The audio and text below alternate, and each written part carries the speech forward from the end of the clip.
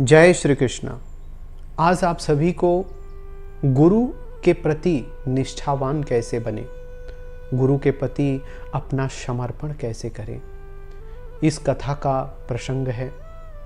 एक शिष्य और गुरु के प्रति समर्पण का भाव प्राचीन काल में, प्राचीन भारत में अभी भी है। कुछ समय कब तक चलेगा इसे कहा नहीं जा सकता। जो हमारी प्राचीन पद्धति थी, गुरुकुल की पद्धति, जहाँ पर बच्चे जो हैं जाते थे पढ़ने के लिए, गुरुकुल में जाते थे शिक्षा अध्ययन करने के लिए। वहाँ पर ब्रह्म ऋषि जो अपने आश्रम में अपने बच्चों को रखते थे, पूर्ण ब्रह्मचर्य का पालन करवाते थे और सारे जितने भी लौकिक कार्य हैं, वैदिक, धार्मिक और भौतिक कार्य से जुड़े हुए सारे कार्यों की शिक्षा देते थे कि अपने जीवन में किस प्रकार हम जो है आने वाले समय में किस परिस्थिति में हमें क्या करना चाहिए। सारे संसार भौतिक और भागवतिक शिक्षा जो है आश्रम में महर्षि देते थे। एक समय की बात है, महर्षि धौम्य जो ब्रह्म ऋषि अपने आश्रम में बैठे थे और जितने भी बालक थे उन बालकों को जो है शिक्षा प्रदान कर रहे थे। और एकाएक जो है चारों तरफ बादल छा गए और देखते ही देखते आसमान में बिजली इतनी आवाज़ में गरजने लगी, तड़कने लगी कि मानो कि इसके पहले ऐसा नहीं हुआ था। धौम्य ऋषि सोच रहे हैं कि लगता है जैसे कि आसमान फट जाएगा, कान फट जाएंगे, इतनी आवाज़ बिजली की। और देखते ही देखते मूसलाधार बारिश होने लगी। और पहले के समय में जो बालक जाते थे ऋषि के आश्रम में पढ़ने के लिए, तो उनका जो सारा कार्य जो है बालक पुत्रवत भाव से सारा कार्य ऋषि के आश्रम में रहकर करते थे। चाहे भगवान श्री कृष्ण हो, चाहे भगवान राम हो, जब अपने गुरुकुल में जाते थे तो सारे कार्य जो है गुरु माता के, गुरुदेव के करते थे वो। तो इस प्रकार जो है उस आश्रम में भी जितने भी बच्चे थे, धौम्य ऋषि के व्यवहार से और उनके जो है पढ़ाने की जो पद्धति है, काफ़ी संख्या में बच्चे हो गए।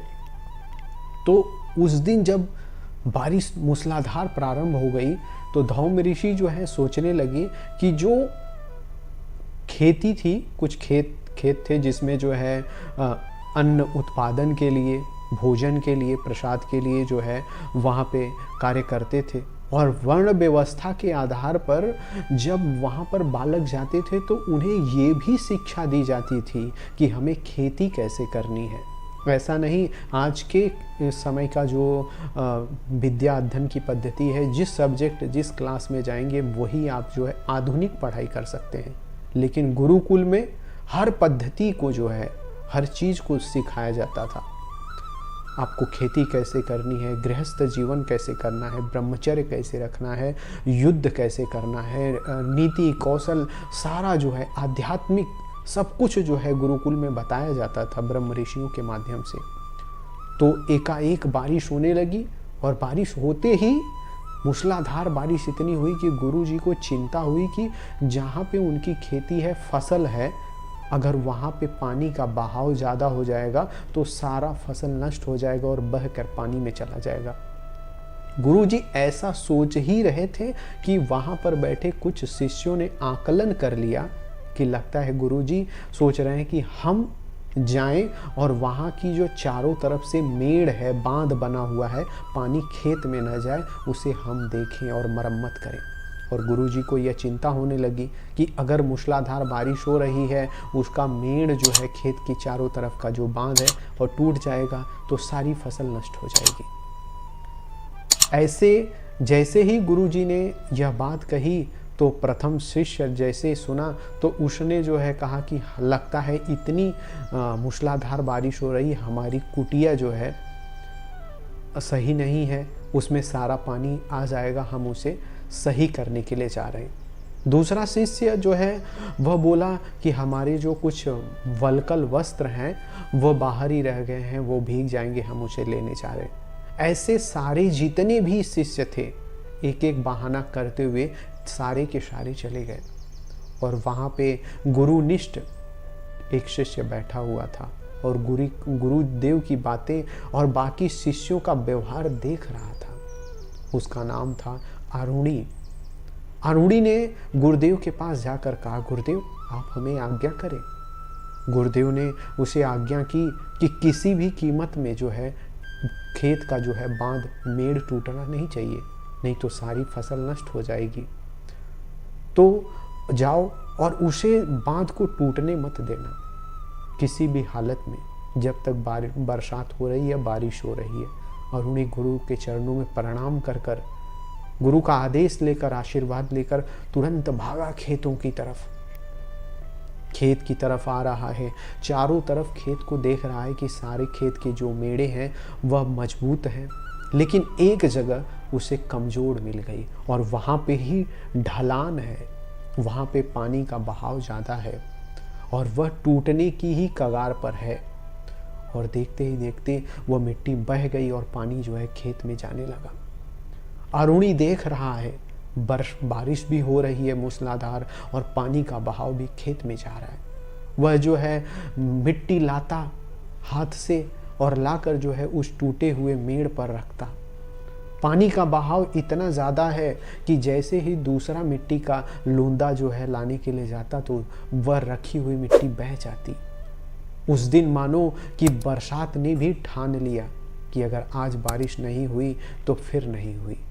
और इधर आरुणि ने भी अपनी हिम्मत को, हौसले को बांध के रखा था कि किसी भी कीमत पे मैं अपने गुरु की जो वचन है, आदेश को जो है अनसुना नहीं करूँगा, पालन करूँगा। दोनों में प्रतिस्पर्धा होने लगी। बरसात रुकने की नाम नहीं ले रही है और आरुणि जो है बांध को जो है मेड़ को मजबूत करने में लगा है।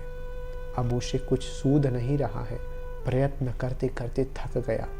इधर जो है खेत में पानी जा रहा है, फसल नुकसान होने वाली है।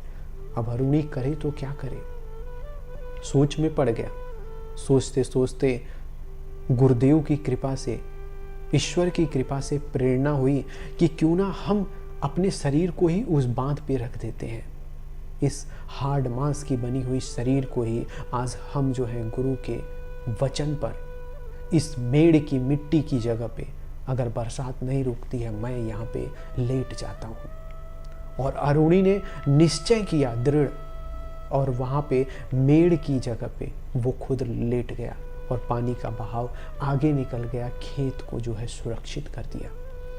अगले दिन गुरुदेव विद्या अध्ययन करने के लिए सुबह में सारे जो है विद्यार्थी आए आश्रम में, अपने अपने कुटिया से आ रहे हैं गुरुदेव के पास। लेकिन गुरुदेव की नज़र आरुणि के ऊपर रुकी हुई है, आरुणि को ढूंढ रही है, वह दिख नहीं रहा है। गुरुदेव का मन विकल होने लगा। गुरुदेव ने पूछा, आज आरुणि नहीं दिख रहा है? कुछ जो है उससे जलन रखने वाले विद्यार्थी बोले वो आलसी प्रवृत्ति का है, लगता है अभी तक सोया ही हुआ ही है। अगले विद्यार्थी ने कहा कि वह कामचोर भी है। उसके अगले विद्यार्थी ने उनसे कहा कि वह लगता है कल का जो आदेश सुनकर कहीं भाग गया है। गुरुदेव को रहा नहीं गया। अन्य विद्यार्थियों का कुछ भी बातों का उत्तर नहीं दिए और गुरुदेव निकल चले खेतों की तरफ देखने के लिए। और गुरुदेव देख रहे हैं कि आवाज दे रहे हैं, आरुणि आरुणि आरुणि किधर हो तुम? ऐसे आवाज देते हुए गुरुदेव जा रहे हैं और पीछे पीछे उनके प्रति श्रद्धा रखने वाले जो भी छात्र थे वो जा रहे हैं।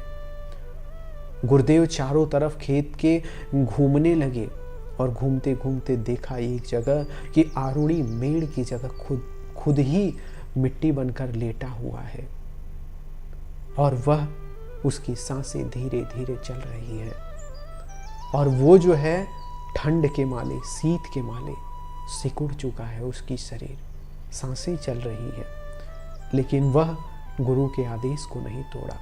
गुरुदेव उसे देखकर व्याकुल हो गए और उसे उठाकर लाकर आश्रम में लाए, उसे स्नान करवाए, उसके शरीर पर हल्के गुनगुने तेल लगाए और गर्म कपड़े ओढ़ाकर उसे सुला दिए। गुरुदेव को बहुत चिंता हो रही है अपने भक्त, अपने इस धर्मनिष्ठ वचननिष्ठ शिष्य पर। वह जो है कुछ समय बाद निद्रा से जो है शरीर की जो है गर्मी ठंडी जब खत्म हुई तब आरुणी जागता है और गुरुदेव के चरणों में पड़ जाता है और गुरुदेव देखते ही देखते अश्रुपात कर रहे हैं। कैसा है अद्भुत भक्त, एक वचन के लिए अपने शरीर को जो है तुच्छ समझ लिया और जाकर वहाँ पर मिट्टी की जगह पे अपने शरीर को लिटा दिया। ऐसी है गुरु भक्ति, ऐसी है गुरु निष्ठा गुरु के वचनों की।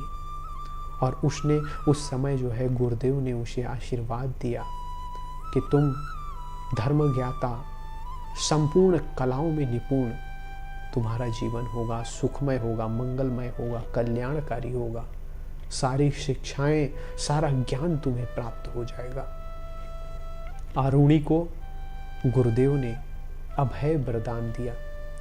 ऐसे ही हमें अपने गुरु के प्रति, अपने आचार्य के प्रति, अपने इष्ट के उपदेश के प्रति किसी भी कार्य क्षेत्र में हो, उनकी बातों का अवहेलना नहीं करना चाहिए।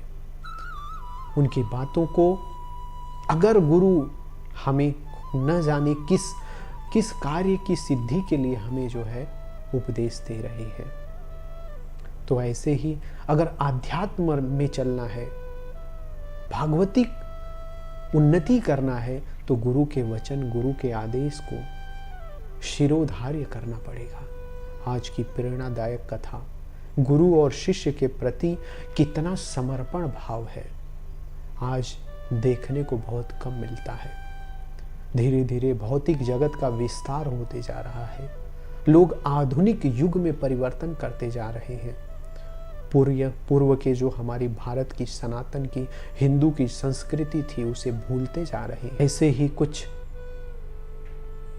नॉलेज, आध्यात्म से जुड़ी हुई कुछ घटनाएं आप सभी के साथ में शेयर करते रहेंगे। तब तक के लिए जय श्री कृष्ण।